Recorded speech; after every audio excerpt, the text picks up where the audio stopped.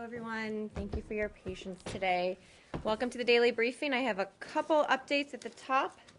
I will not lose my place in my book today, and then we'll start with some questions. A quick travel update. Secretary Kerry just arrived in Rome. He will travel tomorrow to Amman, Jordan, to meet with President Abbas to continue to work to narrow the gaps between the parties. He will also be in touch with Prime Minister Netanyahu over the phone or video conference, depending on what technology we need. So we'll be having some more discussions on Middle East peace. Last item at the top, excuse me, on Egypt. Implementation of yesterday's verdict imposing the death penalty on 529 defendants after a two-day trial would be unconscionable. If Egypt's leaders want to ensure a political transition to democracy that ultimately improves the stability and economic prospects of their country and their people, and that's respected by the Egyptian people, they must unequivocally ensure an environment that is free of intimidation or retribution. This includes ensuring due process and fair trials for all Egyptians accused of crimes. The verdicts handed down yesterday by the court and the commencement of another mass trial for 683 individuals today in the same court represent a flagrant disregard for basic standards of justice. The imposition of the death penalty for 529 defendants after a two-day summary proceeding cannot be reconciled with Egypt's obligations under international human rights law, and its implementation of these sentences, as I said, would be unconscionable. We cannot and should not credibly entertain the prospect that a two-day trial resulting in the sentencing of 529 people to death could respect the fair trial safeguards guaranteed by international law. We are making clear to the Egyptian government that these verdicts cannot be allowed to stand. The government of Egypt should be taking action to increase the freedoms of the Egyptian people, not to suppress them, thereby feeding into the exact extremism that undermines peace and security.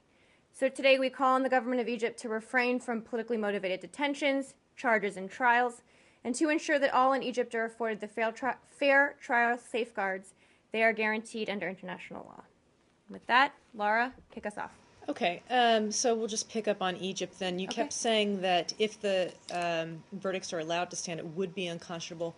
Do you expect them Implementation would be of these verdicts. Do you expect Egypt to change its stance on this at this point? We certainly hope they will. I don't have any predictions to make, but we hope they will. And if they don't, then what will the U.S. do? Well, as you know, we have been reevaluating since July our relationship with Egypt and our policy towards Egypt. I don't have any predictions to make about what consequences might come from this. As we've said and as I reiterated yesterday, we think it's important to maintain a relationship with Egypt for a variety of security, economic, regional reasons. But at the same time, we will make clear when actions are taken that we do not agree with and that in turn have the result of us changing our policy. So as you know, we are currently evaluating our aid policy, for example, some of the aid we suspended when we made that decision a few months ago. Everything that happens on the ground, including this, will play into the decision about where our assistance relationship goes from here. And is that decision supposed to be made, I believe, by the end of this month? I don't know. Let me check on the specific timing. And there could be other repercussions. I don't have anything to preview. Again, we think it's an important relationship, and we believe by engaging with not only the government but also the other parties and groups that will be helpful in moving their process forward, hopefully. Even when we don't agree, we still think it's important to engage, which is what we're doing right now. Marie, Egyptian government has considered all these international reactions as intervention in the judicial system in Egypt. What's your reaction to that? Well, I don't think there's any intervention in their judicial system. I think that's a preposterous allegation. We're not doing anything like intervening in their judicial system, nor do we want to. What we are doing is what we always do everywhere, to speak out for our principles and our values, and indeed international legal principles and values when they are threatened. Hold on, Elise. Welcome to the briefing, Elise. And that's what we're doing here. Countries that say you're intervening in our affairs, you're meddling in our affairs, often just don't like what we're saying. We're not. It's up for the people of Egypt to decide their future. That's exactly what we've said all along. This kind of intimidation takes Egypt in the wrong direction.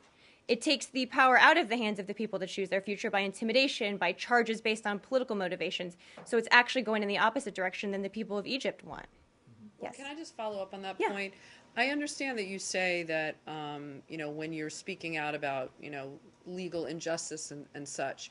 But the fact that you didn't, call the ouster of President Morsi a coup, do you think that, you're sending a mixed message to the Egyptian government that, some things are, acceptable, and they're just kind of testing their limits because, in some cases they've been able to get away with, what some people would consider injustices of the legal system? Well, I don't, and for a couple of reasons. The first is that just because we made a legal determination that we didn't have to say whether or not it was a coup, we made very clear our incredible disagreement with what they did. The president made a statement, the secretary made statements, and indeed, we suspended some of our assistants based on what they did. So regardless of what words we use, we took action when the Egyptian interim government did things that we did not think were acceptable. So that's why right now, we were just talking when you walked in, that we're looking at all of that assistance. We're evaluating where that relationship goes, and everything that happens on the ground plays into that decision. This obviously will play into that decision.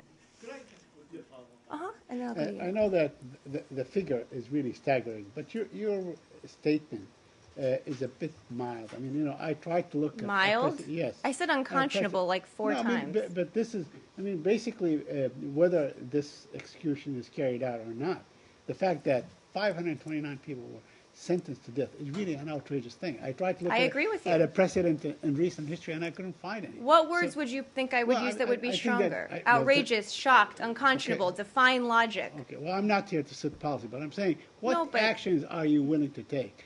Actions that shows your outrage does have teeth, let's say. Well, I think you've seen our policy does have teeth. I go back to the assistance decision that we made several months ago when we did suspend some crucial assistance that the Egyptian government wants as a direct result of their action. But put that into the bigger context of the relationship. There are things we continue to do with the Egyptian government because they're in our national interest to do them, whether it's work together on counterterrorism in the Sinai, whole host of issues. We make decisions based on our national interest and that uphold our values. That's what we're doing in Egypt. It's a balance. It's a fine line. We feel we're walking that line. But as I said to Laura's first question, that we are reevaluating that relationship every day. We are determining if this assistance will stay suspended, if more will be suspended, if some will be brought back online. And suffice to say, things like this, outrageous, shocking, unconscionable actions that the Egyptian government is taking will, of course, have an impact on that decision. I'm sorry I missed Lara's first question. I was a bit late. It's okay. But it seems that the Apache helicopters, a lot of the aid is back on track. All this stuff the is aid back we on suspended track. is not. Nothing's changed on that. Nothing has changed. That remains suspended? Mm-hmm. Okay, absolutely. Yes.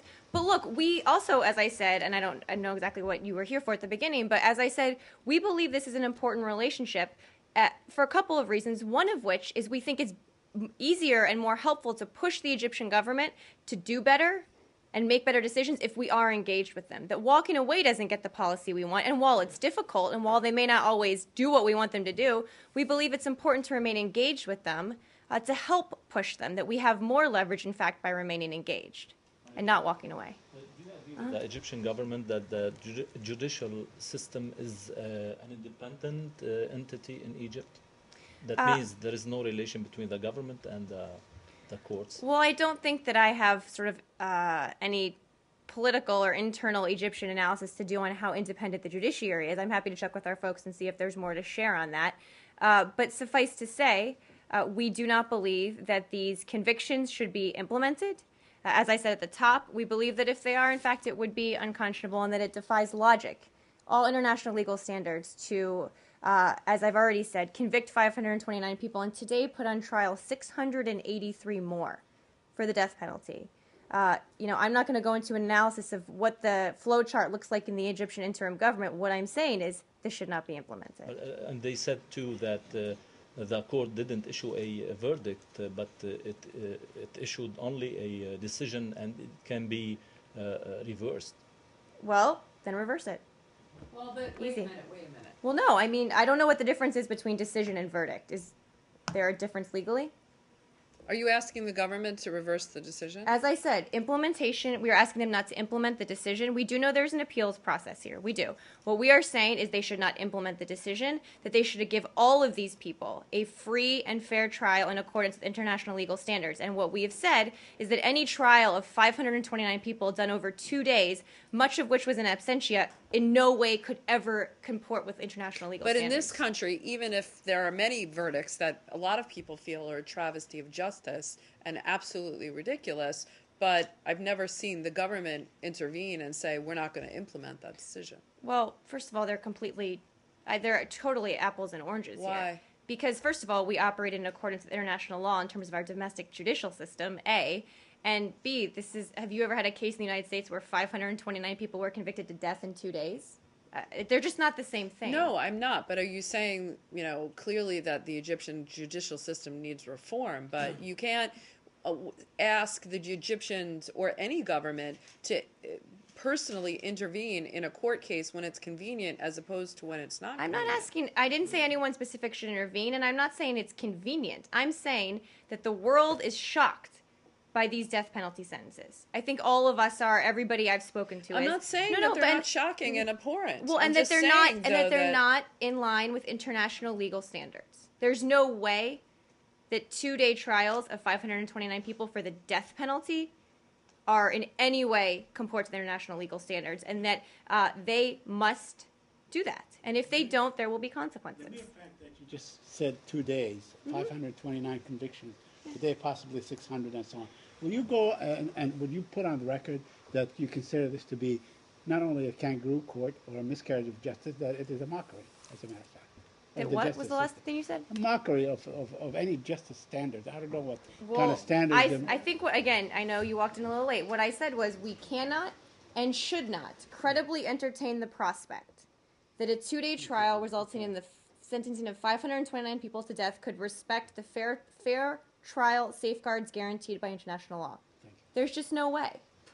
If they think these people are guilty, try them in a free and fair way, end the politicized detentions and the politicized verdicts, and then you can actually give your own people some sort of confidence in their own judicial system. This isn't about the U.S. having confidence in their judicial system. This is about the Egyptian people having confidence in their own judicial system. Have you brought this up? I'm sorry if you brought this up in the top, but have you spoken to the Egyptian government? We have. We raised this issue. We've raised it several times, but we raised it again today with the government in Egypt at a senior level in Cairo on the ground.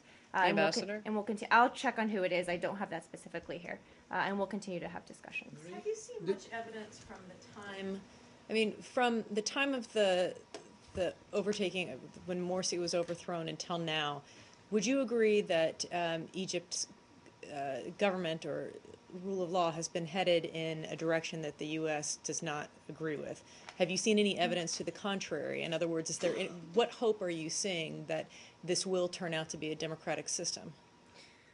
Well, it's a good question. There have been a number of times, particularly with the politicized detentions of former senior leaders and others, that we've expressed really serious concern about the direction this is heading in Egypt, in terms of the Muslim Brotherhood, in terms of a number of things. So there hasn't been a lot of good news in this realm coming out of Egypt since July. That's true.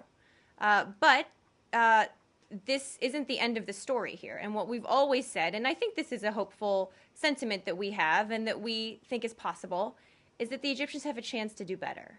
That since July, that July was a turning point for Egypt that gave them a chance in a very tough situation to make some changes and continue on a democratic transition. As we've said, democratic transitions all over the world take generations, decades, years. They don't happen in a few years, and they don't happen over a few months. And we are hopeful that by working with the Egyptian government and the other parties, the international community and others, that we can help get Egypt back on a good path. But there hasn't been a lot of good news. Is there any precedent since July?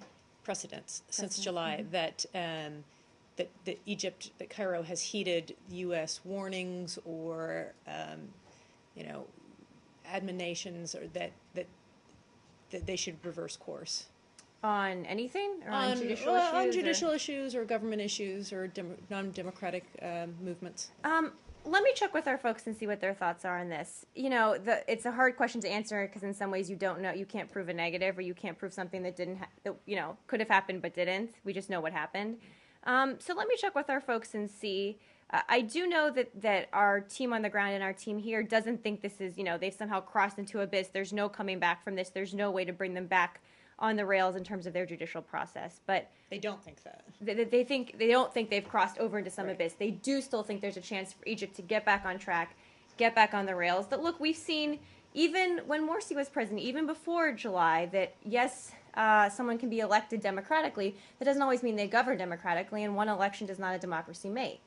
So I think that we're still halfway through, maybe not even through the story of Egypt's transition, and that's why we'll keep working with them on it. In your discussions with the Egyptians, have you been given any indication that the government itself kind of understands the incredulousness of what happened and that they would be reconsidering it in any way? I don't know is the answer. Let me check with our folks who've had the conversations, and we can maybe talk about it a little more tomorrow. Let me get a sense from them what they're getting from the Egyptians. Did the U.S. Embassy confirm this number to be 529? Because there are some press reports, they say less than that.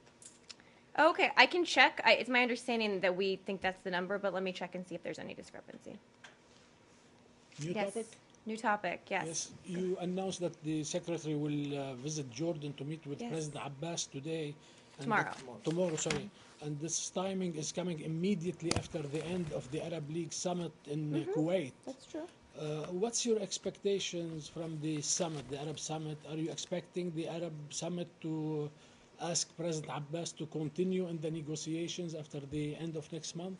Well, I haven't heard from our team any specific expectations they have from the Arab League summit. Obviously, we've been in close touch with the Arab League throughout this process. They're an important part of the process. I don't know of any specific expectations. I think what the secretary is doing is continuing to work to narrow the gaps. Obviously, some still exist, and working on a framework.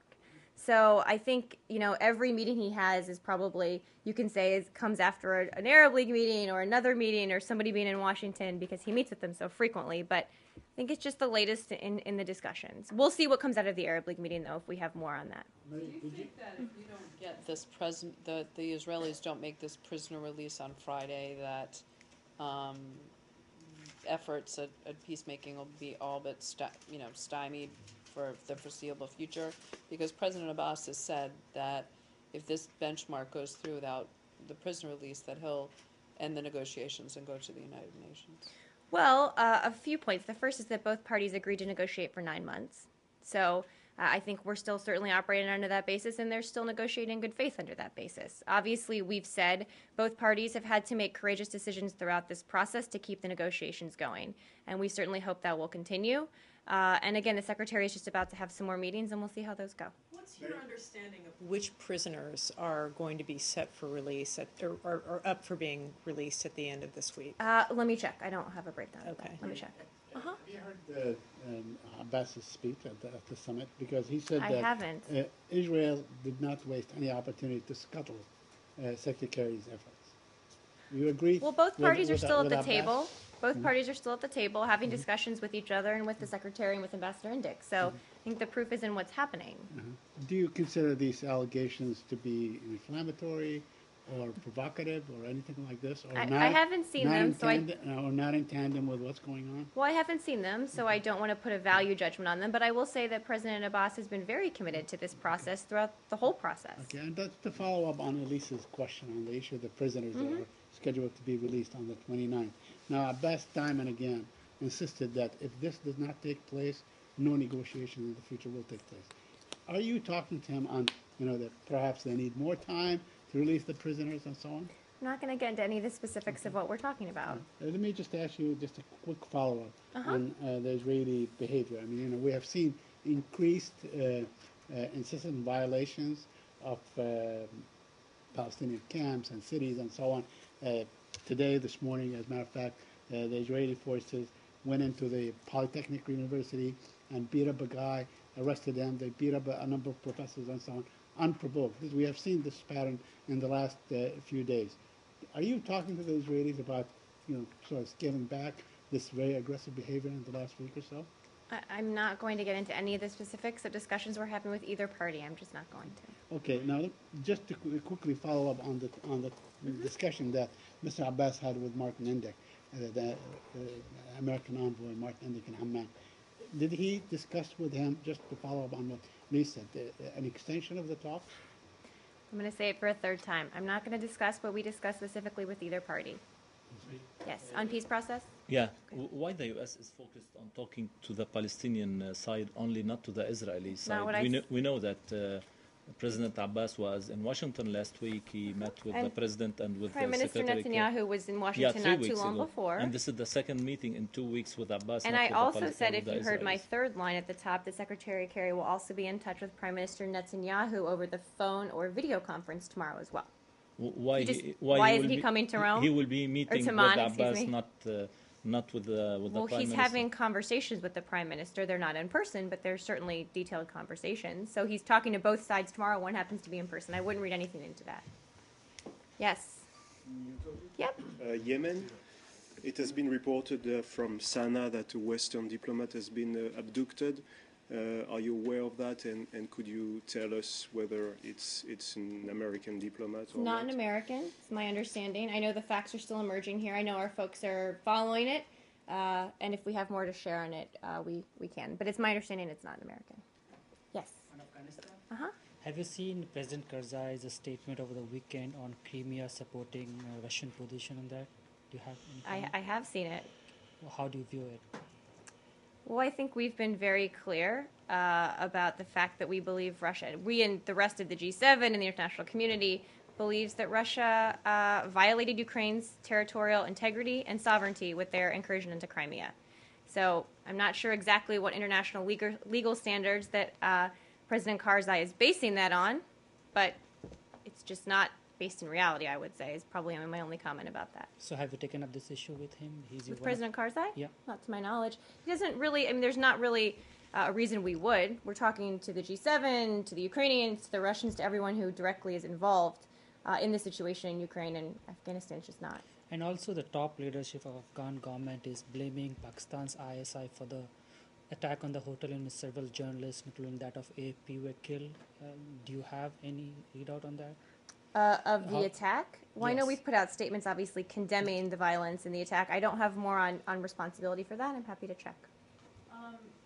There are some And then I'll reports go to that, sorry, No, it's also okay. on Ukraine, Yeah. that Russia now has 30,000 troops along the border with Ukraine and, kind of tanks and stuff pointed in the Ukraine's direction. Do you now believe that that President Putin is intent on going into eastern Ukraine and it's just a matter of time, or do you think that this is still a kind of just posturing? Well, I think what we've said is we're very concerned about what escalatory steps the Russians could take. We're concerned about the troops massing. Secretary Kerry brought it up yesterday with Foreign Minister Lavrov. We're concerned about the Ukrainian soldiers and Marines that are still missing and that Russia needs to return and be held accountable for. So the bottom line is we hope they don't. We hope they don't take further escalatory actions. We hope they pull back. I don't have any predictions in terms of whether they will. I think I probably don't want to look into a crystal ball about what Putin will do. But they should not take additional steps. I think the G7 spoke very clearly yesterday with one voice saying there will be further consequences if Russia continues to escalate. So are you saying that there are or there aren't troops in the Ukraine, Russian troops? There are troops amassing on the border with Amassing Ukraine, on and the there are border. troops in Crimea, which we consider to be part of Ukraine. Okay, but, Yeah. but you're not saying that there are Russian troops and divisions and tanks and so on that are actually In on, other on Ukrainian territory. Well, Crimea is Ukrainian I mean, territory. aside from the To my knowledge, they're amassed on the border. I can check and see if there's any. I mean, obviously, we've been concerned not only about troops, but I should say we're concerned about Russia fomenting unrest in parts of southern or eastern Ukraine, particularly ahead of the elections that we think are so important in moving Ukraine forward. So we can focus on tanks and troops, and that's important, but we also need to focus on the broader question of whether Russia is trying to destabilize significant chunks of Ukraine. Yes, I'm going to go to you because yeah. Josh Bernstein with Al Jazeera. Back in September, we obtained a copy and published the Benghazi report, the findings of the independent panel on best practices. The report was highly critical of security at diplomatic posts and embassies, and it made an immediate suggestion for the need of an undersecretary for diplomatic security. At the time, State Department declined to comment. It's been 7 months. We were hoping you could answer some questions on that. Let me see if I have at some point in this big book had best practices guidance in here. Give me some. I might not have the answers today, but if you want to give me the questions, I'm happy to look into them. I might just not have the answers here, and I want to be very specific when I answer your questions. Sure. Well, it's our understanding that tomorrow the 5-member panel is scheduled to meet with Undersecretary Heather Higginbotham, And will that meeting be open to the press? No, it will not be open to the press. We'll attempt to provide a readout for you after the meeting. Wouldn't be unusual for it to be closed. Is there a reason why these meetings are being held in secret and Well, questions I won't wouldn't be answered? say in secret. These are discussions that we're having internally. We have talked ad nauseum about Benghazi, the ARB, the congressional investigations, the best practices panel from this podium and elsewhere. So believe me, I don't think there's any part of the Benghazi conversation that hasn't been had publicly. Sometimes there are meetings best done in private, internally, to determine the way forward. I'm not sure why it would be appropriate for it to be a public meeting. Is this meeting any indication that the State Department is going to take seriously the #1 recommendation of the panel to create a position of Undersecretary for Diplomatic Security? I don't have any preview for you of what the meeting will be tomorrow. Again, I'm happy to check with the people who are going to be there and be a part of it. Again, I don't have that specific information in front of me. I know that has been out there. There are no, at this time, to my knowledge, any plans, obviously, to create new positions. But we've taken, particularly the ARB's recommendations, very seriously. We've made great progress in implementing many of them on congressional investigations very seriously, and have implemented many of their recommendations as well. This is nothing new, though. This is something that 14 years ago was recommended and approved by then Secretary of State Madeleine Albright, but ignored, never implemented. Is there a reason why the State Department is reluctant to create this position? A new position?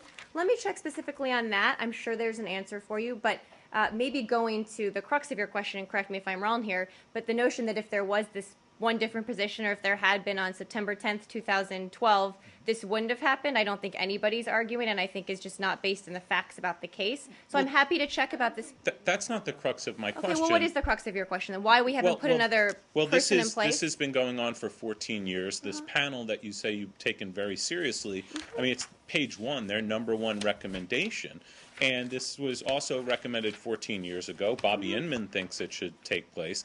And, it's been approved, but, and the panel also says that Undersecretary of Kennedy is overwhelmed and can't handle all these different tasks. What's the State Department's response? Again, I don't think I have that specific question in here. I'm happy. I know we have an answer to why we haven't done this. I'm happy to take it and get you an answer. If you want to, I can send it to you, or you can come back tomorrow.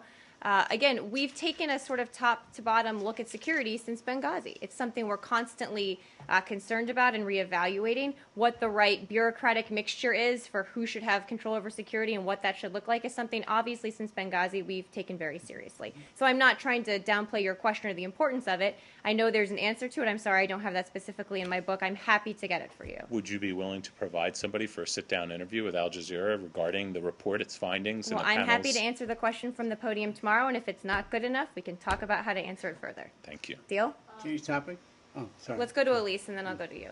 But I will get you an answer. I have like 20 pages of Benghazi, and unfortunately don't have that. I have 2 quick ones. One about Venezuela. Apparently, Congressman Maria Corina Machado was expelled from Congress for coming to the OAS. Do you have anything on that? Yes, I do. Just give me 1 second.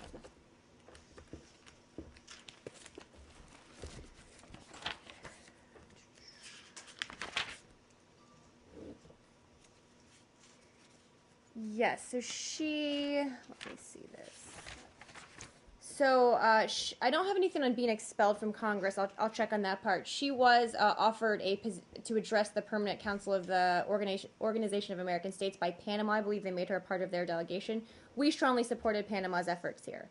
She is an opposition leader, but we believe that, listening to a democratically elected member of any member state legislature, regardless of party affiliation, Lord knows we do it here, is consistent with the OAS's history of openness and transparency. So obviously we think this is disturbing. We don't think that Venezuela should continue down this path, and that obviously they can't solve their problems by criminalizing or cracking down on dissent. That the government should choose dialogue over confrontation. They haven't done that, and they need to. Just one other one. There's a report by the Foundation for the Defense of Democracies about these Saudi textbooks. I was wondering what you think of their charge that the State Department, while commissioning this report, has, kind of, I don't want to say cover up, but has been holding the results and preventing its publication, perhaps because of the souring relationship with Saudi Arabia. Well, I think fundamentally, having not seen the Foundation for the Defense of Democracy's report, just seen some of the reports about it, would fundamentally disagree with it. when we, first of all, for years we've talked about Saudi textbooks. We've encouraged educational and textbook reform very publicly in Saudi Arabia in an effort to advance religious tolerance. This project, this assessment from this project was never intended to be made public, as they often are not. It was intended to drive and inform the work of the State Department as we work with the Saudi government to push them to reform their textbooks. We believe it's best and most effective to work with the Saudis on this directly to help as they go through their process of reform. So again, this project was never intended to be made public when at its inception. And I think in the article you may be referring to, I know there was one article about this, both State Department officials and the president of the nonprofit who wrote the study said it was never meant to be released to the public. So there's no one keeping a public report quiet. It was always supposed to be internal. Well, now that it is public, I mean, Well, it's not public. well, that the idea that this report is public, and obviously you know the findings and the findings do seem to be that the Saudis have not, you know, we've been talking about this over the years, about that, how you've been urging the Saudis to kind of stop preaching hatred and intolerance in its curriculum. And we've said that very publicly. Just because it's not in a report. I understand, but you know, it doesn't look like, you know, based on this study, that a whole lot of progress has been made in that accord. And I'm just wondering how you plan to address this with the Saudis. Well, we know there's more work to be done. We've been very clear about that publicly, again, regardless of whether a report is released or not. And we have worked with the Saudis over the years, and we believe that it is, you know, every country reforms at its own pace. We obviously continue to push our partners to reform, and we believe with the Saudis that it's most effective to do this directly with them, between our governments, and not publicly. And we do want to keep working with them to see if they can reform their curriculum more. Will the president bring this issue during his visit to Saudi Arabia and urge the Saudis perhaps to loosen up a little bit? I don't have any preview for you of what the president will say in his meeting. Could I change topics? I want to go to Darfur. Yeah. Okay. I don't know if you're aware, but militias have attacked refugee camps in Darfur and attacked both the UN mission there, UNAMID, and the African Union and so on. I wonder if you have any information on I that. hadn't seen those reports, Saeed. I'm sorry about that. Let me check But, with our folks. okay, but look into it because it will. seems that the central government, you know, in Khartoum, is no longer able to sort of exercise control over the Arab tribes and the militias that they created some years back to, you know, to fight. Let me check with our militant. folks. I'm just not familiar with the, yes. The Hill to expedite the process of export of U.S. gas to American friends and allies. Does the State Department support this move? Or would it help the U.S. foreign policy? I'm not familiar with the details of a congressional push on this. Let me check with our Hill team and see if I can get something. Yes. Yes, I'm not sure that the meeting wrapped up before you got to the podium, but do you have a readout from today's trilateral meeting with the U.S., Japan, and Korea? I do not have a readout for you, but let me tell you, after I will get something for you and we'll send it around this afternoon. Obviously, we think it's important. It's an important step in the relationship trilaterally, but also between the two countries. So let me see what I can get you. Yes, Laura, and then Tolga. To go back to the peace process, I want to clarify. I just want to make sure I'm right in this. Am I right in remembering that it's the U.S.'s understanding that the prisoner release agreement was a part of the negotiating process? It was agreed upon part of the negotiating process at the beginning, same as the Palestinians not going to the UN while the negotiations were ongoing. What do you mean by a part of the negotiating process? Well, what do you? I just want to make sure I'm. Yeah, no, that the U.S. Understood or believed that there would be some prisoner release as a part of the negotiations. That's my understanding. Obviously, we've seen a few prisoner releases during this time. Right. But I want to be very careful and specific here. So let me check with them to see what, you know, whether this is part of at the beginning or whether this has been talked about throughout. Again, let me check with them. Okay, yeah, and then going back to that, because I think maybe one of the questions or the confusions is that I don't think that some of these agreements, and maybe I'm wrong, were ever documented, right? I have similar questions, so let me check with our folks and see sort of exactly what we were all, you know, sort of working on throughout this process and what that actually means. Thanks. On Lara's point, Saad Barakat last week claimed that on July 19th last year, he reached an agreement with Secretary Kerry on the release of the prisoners. So it is not tied in any way to this, say, the 9-month period. that was announced. Let me a little check on the later. details. Okay. I agree Okay. they're important Okay, questions, that- and I just want to he make said sure I that- have all the facts. He said there. that in public last Tuesday. as a matter Well, of there's fact. lots of things said in public. Let me Okay. check on it. Yeah, no, what I'd like Yeah. to know is what the U.S. understanding is, because I think yeah. Israel Understood. and Palestine are both have certain understandings of what the agreements was. I'd like to know what Yep. the U.S. And understanding it's a is. totally fair question, and I want to make sure I have it totally right, as I always do. So let me check. And also which prisoners, if it is Yeah. the U.S. understanding, which prisoners Let me were see part what I of can this get. fourth Let me see if I tranche. can get some more for tomorrow. Thanks. Tolga. Oh, sorry. Do you have something on this? Yeah. And then Israel. Is the secretary not going to Israel because the minister of defense didn't apologize to him? no, that I've not heard that was part of a decision at all here. Obviously, we think he should have. But no, I think there's just travel schedules, and he's going to Amman. He's going to talk to Prime Minister Netanyahu over the phone. I think it's a logistical. But Amman is too close to You guys are Jerusalem. reading too much in here where I don't think there's any tea leaves to be read here. I think, he's on this massive trip with the president, right, which has a lot of moving parts too. Wants to go to Rome, wanted to be part of the trip to Saudi Arabia. So obviously, I think it's a logistical And he has to question. cross Israel to go to Jordan. I don't know where the flight route for our plane. Uh-huh. The Israelis are saying that the prisoners that are Israeli citizens will not be released. It was a demand that the Palestinians made, that those Palestinians with Israeli citizenships that are in prison also be released. Do you have a position on this? Let me take all of the questions on the prisoner release and see what I can get you for tomorrow. And Tolga, I promise I'm getting to you. It's more. It's about the State Department. It's about the Saudis denying the visa of Of one of your colleagues. Of one who's of in our this briefing colleagues room often. who a Jerusalem Post correspondent who was scheduled to travel. Was wondering if you could talk about the efforts that were made to try and get the Saudis to reconsider and what you think of the denial of the visa. Well, as you saw, I think from one of the NSC spokespeople, we're deeply disappointed that this journalist, obviously this credible journalist that sits in this room in the second row often, was denied a visa. And we will continue to register our serious concerns about this unfortunate decision with the Saudi government. I don't have more details in terms of what those discussions have looked like, but suffice to say we are raising it and are concerned about it. You know why he was denied the visa? I would defer to the Saudi government to speak to their visa decisions. Yesterday, actually, Mari, for the Twitter ban and the situation at the Turkey-Syria border. Do you have any update on these issues? And you asked a lot of questions yesterday. Yeah. Any specific follow-ups you want to ask? Okay, I'll give you a few follow-ups that I have in here, and we'll see if I answer all your questions. So someone asked about the rules of engagement yesterday. I think it was Matt, so I'm looking at Laura. Turkey's parliament revised their rules of engagement in the wake of the June 2012 incident in which Syria shot down a Turkish plane. The revision of these rules was openly and widely covered by world media, and Prime Minister Erdogan referred to these revisions on several occasions. So when I said they were fully transparent, Matt had asked if these were discussed publicly. Turns out they were. As far as I'm aware, we haven't sort of discussed further escalation. We're not concerned about further escalation with Turkey. Obviously, if there were any indications we'd be concerned. Haven't seen any indications. We have no reason to doubt Turkey's version of events in this as well. Obviously, we will continue to talk to them about the incident. About What the else? Twitter ban, your contacts with the Turkish officials. Ambassador Sepulveda is in contact with Turkish counterparts on this issue.